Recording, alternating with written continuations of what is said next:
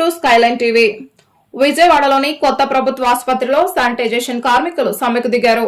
గత 3 నెలలుగా జీతాలు చెల్లించలేదని వారు ఆవేదన వ్యక్తం చేస్తున్నారు.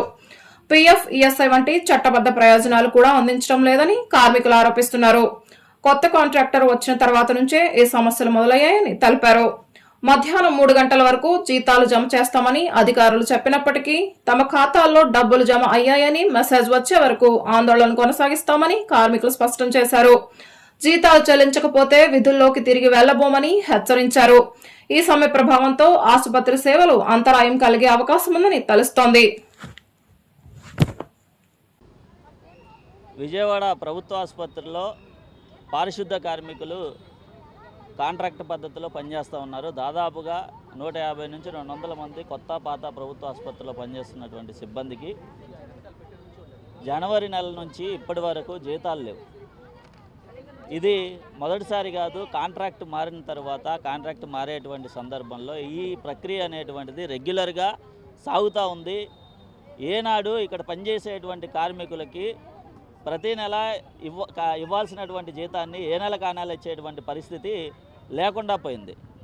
కాంట్రాక్ట్ పద్ధతిలో ఈ రోజున కార్మికులందరినీ ఆప్కాస్లో చేయాలని చెప్పేసి ఆప్కాస్లో చేర్చాలని చెప్పేసి పెద్ద ఎత్తున డిమాండ్ కొనసాగుతున్నటువంటి సందర్భంలో ఇక్కడ ఉన్నటువంటి కార్మికులకి ఆప్కాస్లో చేర్చకపోవడం పక్కన పెడితే నెల నెల ఇవ్వాల్సినటువంటి జీతాలు జీవో ప్రకారం 18,600 రూపాయలు వాళ్ళకి ఇవ్వాల్సినటువంటి జీతాన్ని కేవలం 13,800 రూపాయలతో సరిపెడుతూ అది కూడా ప్రతి నెల ఇవ్వకుండా దోచుకుంటున్నటువంటి పరిస్థితి రోజున కనిపిస్తూ ఉంది. 3 నెలలుగా జీతాలు లేకుండా ఏ రకంగా వాళ్ళు పనిచేయాలనేటువంటిది ఇక్కడ పనిచేసేటువంటి కార్మికులందరికీ కూడా ఈ రోజున ప్రభుత్వం ఫ్రంట్ లైన్ వారియర్స్ పేరుతో వాళ్ళకి బిరుదులు ఇస్తూ సేవారత్నాలు అని చెప్పేసి వాళ్ళ సేవలని కొనియాడుతున్నటువంటి సందర్భంలో మీ యొక్క పొగడ్తలతో మీ యొక్క వీటితో వాళ్ళ పొట్ట నిండుతుందా అని చెప్పేసి మేము ప్రశ్నిస్తూ ఉన్నాం. కేవలం వాళ్ళ యొక్క పొట్టకూటి కోసం ఇక్కడికి వచ్చి పనిచేసుకుంటా ఉన్నటువంటి వాళ్ళే ఇక్కడ ఉన్నటువంటి కార్మికులందరూ కూడా ఏ రోజుకి ఆ రోజు పొట్ట వాళ్ళు రెక్కాడితే కానీ డొక్కాడినటువంటి పరిస్థితుల్లో ఉన్నారు. కనీసం ఈ ఇంటి అద్దెలు కట్టేటువంటి పరిస్థితి లేక ఇళ్లలో సామాన్లు బయటపడేసేటువంటి పరిస్థితులు చాలామంది ఇళ్లలో కనపడతా ఉన్నాయి. ఇక్కడికి రావడానికి ప్రతిరోజు పనికి రావడానికి సుదూర ప్రాంతాల నుంచి ఖర్చు చేసేటువంటి రవాణా ఖర్చులు కూడా విపరీతంగా పెరిగిపోయినటువంటి పరిస్థితి.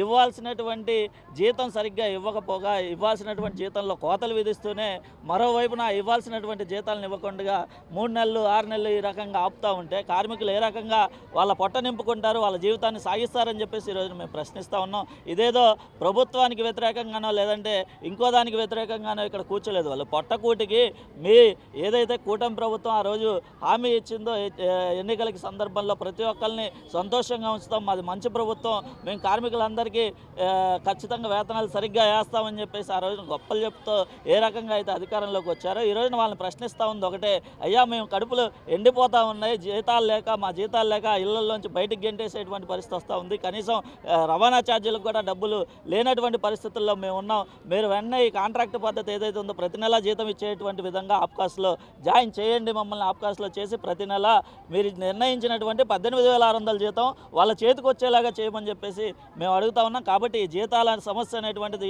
ఇందాక సూపరింటెండెంట్ గారు కూడా వచ్చారు, మేము వేపిస్తాం, మీరు సమ్మె విరమించండి అని చెప్పారు. ఇక ఎవరి మాటలో నమ్మేటువంటి పరిస్థితి లేదు. ఎందుకంటే ఆందోళన చేసిన ప్రతిసారి రావడం, ఇదిగో మీ సమస్య పరిష్కారం అవుతుందని చెప్పడం, మళ్ళీ వాళ్ళని ఈ రకంగా సమ్మె విరమింపు చేసేటువంటి ప్రయత్నం చాలాసార్లు జరిగింది. ఇక ఎవరి మాట నమ్మేటువంటి పరిస్థితి లేదు. సాయంత్రం లోపు మీరు చెప్పినటువంటి హామీ ఇందాక సూపరింటెండెంట్ గారు ఏదైతే చెప్పారో ఆ హామీ నెరవేరితే తిరిగి పన్నుల్లోకి వెళ్ళడం జరుగుతుంది. లేదంటే ఈ 3 నెలల జీతం వచ్చేంత వరకు కూడా ఈ సమ్మె ఇక్కడే ఇలాగే కొనసాగించేటువంటి ప్రయత్నం చేస్తాం. ఖచ్చితంగా కార్మికుల సమస్యను పరిష్కరించాలని చెప్పేసి సిఐటిగా డిమాండ్ చేస్తా ఉన్నాం.